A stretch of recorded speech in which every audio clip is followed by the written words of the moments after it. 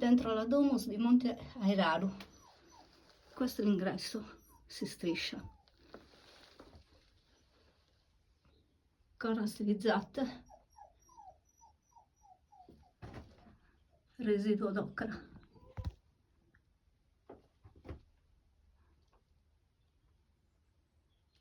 Pilastro con protome.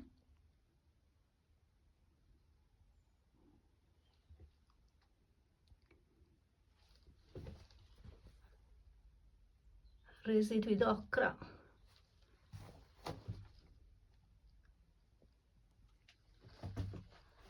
Qua ancora corna, altra cella,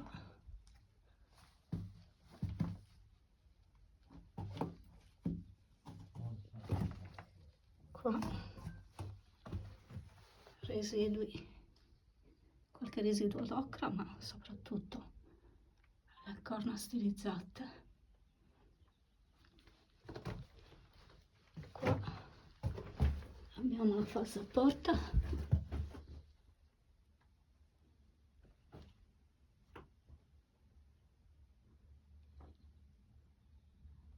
corna stilizzate, residui d'ocra, e là abbiamo un'altra cella. Qua abbiamo ancora residui d'ocra e poi abbiamo un bellissimo tetto a doppio spiovente, vedete che meraviglia, sostenuto dal pilastro che ha la protome. Direi che è veramente spettacolare.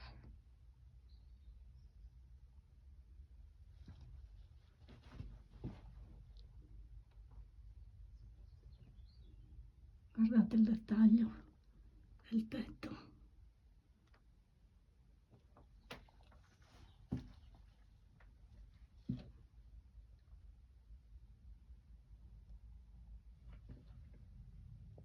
Qua non mi pare che ci sia altro da vedere.